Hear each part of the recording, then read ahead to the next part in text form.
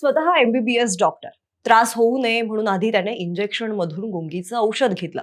नंतर त्या गुंगीच्या नशेत जे कृत्य केलंय ते भयानक होतं. त्याच्या घरात सगळीकडे रक्ताचे डाग होते. नस कापलेला, गळा चिरलेला त्याचा मृतदेह बाथरूम मध्ये पडलेला होता. स्वतःला संपवण्यापूर्वी तो कदाचित कापलेल्या हाताने घरात सगळीकडे फिरला असावा. एका कोपऱ्यात दारूची बाटली होती. त्याच्या अंगावरती शर्ट नव्हता. गळ्यावरती कापल्याचे व्रण दिसत होते.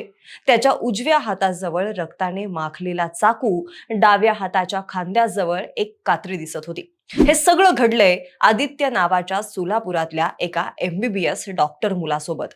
आधीच सोलापूरचे प्रसिद्ध न्यूरोफिजिशियन डॉक्टर शिरीष वळसंकर यांच्या मृत्यूचं गूढ उकललेलं नाहीये. तोच तिकडे आणखी एका डॉक्टर मुलाने मानसिक तणावातून टोकाचा निर्णय घेतलाय असा अंदाज वर्तवला जातोय.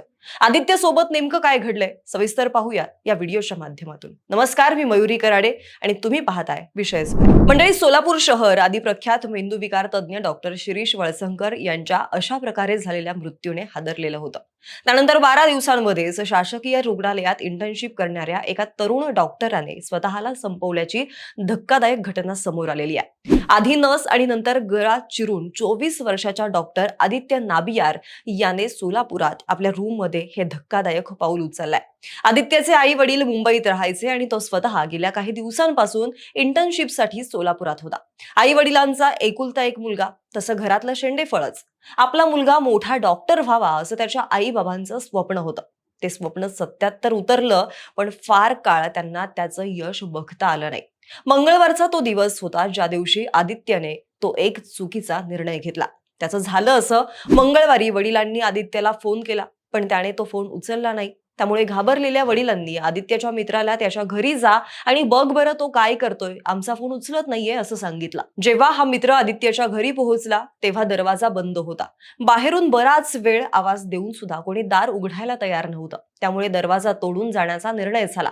दार तोडलं आणि आत बघितलं तर आदित्य हा बाथरूम मध्ये रक्ताच्या थारोळ्यात पडलेला होता. बाथरूम मध्ये सगळीकडे रक्तच रक्त दिसत होतं. प्राथमिक दृष्ट्या मानसिक तणावातून आदित्यने स्वतःला संपवल्याचा अंदाज आहे. या दरम्यान आदित्यने वेदना होऊ नयेत यासाठी इंजेक्शनद्वारे गुंगीचं औषध घेतलं असावं असाही अंदाज आता बांधला जातोय. तो घरात सगळीकडे फिरल्याने घरभर रक्ताचे डाग दिसत होते. शिवाय एका कोपऱ्यात दारूची बाटली सुद्धा सापडल्याची माहिती सूत्रांनी दिली आहे. हे सगळं झाल्यानंतर आदित्य बाथरूम मध्ये रक्ताच्या थारोळ्यात निश्चित पडलेला होता. त्याच्या अंगावरती शर्ट नव्हता.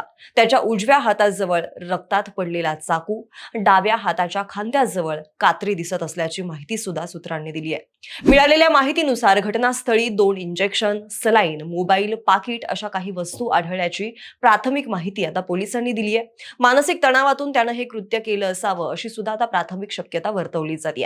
आदित्य तसा अबोल होता. तो बोलत नसल्यामुळे आम्हाला त्याच्या तणावाविषयी किंवा इतर कुठल्याही कारणांची माहिती नव्हती. हे वृत्त ऐकून आम्हाला सुद्धा एक प्रकारे धक्काच बसल्याचे त्याचे मित्र सांगतात. मूळचा केरळचा असलेला आदित्य हा अभ्यासात प्रचंड हुशार होता. त्याचे आई वडील सध्या नवी मुंबईत राहिलाय. आदित्यला डॉक्टर करायचं हे त्यांचं स्वप्न होतं. त्याचा शासकीय कोट्यातून 2019 मध्ये एमबीबीएस ला नंबर लागलेला होता. सोलापुरातील डॉक्टर वैशंपायन स्मृती शासकीय वैद्यकीय महाविद्यालयातून त्याने एमबीबीएसचं शिक्षण गेल्याच वर्षी पूर्ण केलेलं होतं. त्यानंतर त्याने श्री छत्रपती शिवाजी महाराज सर्वोपचार रुग्णालयात इंटर्नशिप केली होती. आता तो पुढच्या शिक्षणाची म्हणजेच MS आणि MD ची तयारी करत होता. जूनमध्ये त्याची एंट्रन्स एक्झाम सुद्धा होती. पण त्याआधीच त्यानं असं काहीतरी करून घेतलंय. मृत्यूच्या आदल्या रात्री आदित्य हा त्याच्या आई वडिलांशी बोललेला होता. पण सकाळी जेव्हा त्याच्या आईने त्याला कॉल केला तेव्हा मात्र त्याने ते कॉल्स उचलले नाहीत. त्यामुळे काळजीने आई वडिलांनी त्याच्या मित्राला फोन केला आणि त्याच्या रूम कडे जायला सांगितलं. आणि तेव्हा हा सगळा प्रकार समोर आलेला आहे. मित्र घरी गेल्यावरती त्याला दार आतून बंद दिसलं. थोडा वेळ संशय आला आणि म्हणून त्यानं डायल 112 वरती कॉल केला. काही वेळानं विजापूर नाका पोलीस त्या ठिकाणी दाखल झाले. त्यांनी घराचा दरवाजा तोडून आत प्रवेश केला. बाथरूम देखील आतून बंद होतं. बाथरूमचं दार उघडल्यावरती आदित्य रक्ताच्या थारोळ्यात पडलेला दिसला.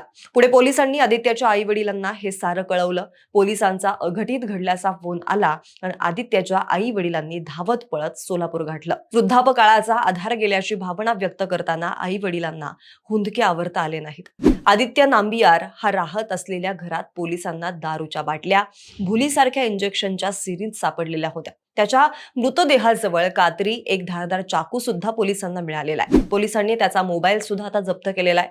दरम्यान काल रात्री म्हणजेच मंगळवारी रात्री आदित्यच्या मृतदेहाचं शवविच्छेदन केल्यानंतर त्याचा मृतदेह कुटुंबियांच्या ताब्यात दिला. आदित्यचे पार्थिव सोलापूरहून मुंबई आणि त्यानंतर केरळला नेण्यात येणार असून तिथे त्याच्यावरती अंत्यसंस्कार केले जातील असं सुद्धा आता त्याच्या नातेवाईकांनी सांगितलेलं आहे.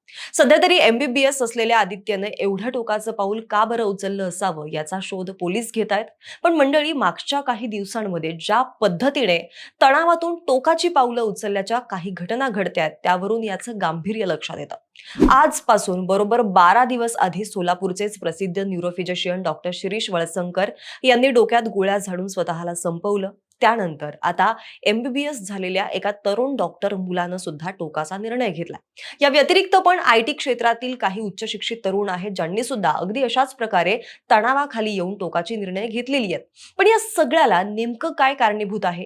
एका रिसर्चनुसार भारतामध्ये मोठ्या वेगानं बदल होत आहेत. शहरं वाढत आहेत, आधुनिक सोयीसुविधा सुद्धा मिळत आहेत. लोकांचं गावाकडून शहराकडे स्थलांतर होत आहे आणि याचाच परिणाम लोकांच्या मानसिकतेवरती होत असल्याचं तज्ज्ञ सांगतात.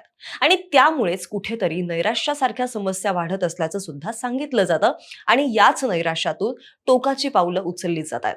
आता या व्यतिरिक्त सुद्धा बरीच कारणं आहेत. यावरती काय उपाययोजना करण्याची गरज आहे असं तुम्हाला वाटतं? तुम्ही आम्हाला कमेंट करून नक्की सांगा. ही माहिती आवडली असेल तर व्हिडिओला लाईक करा, शेअर करा. सोबतच आपल्या विषयच भारीच्या YouTube चॅनलला सबस्क्राईब करायला विसरू नका. धन्यवाद.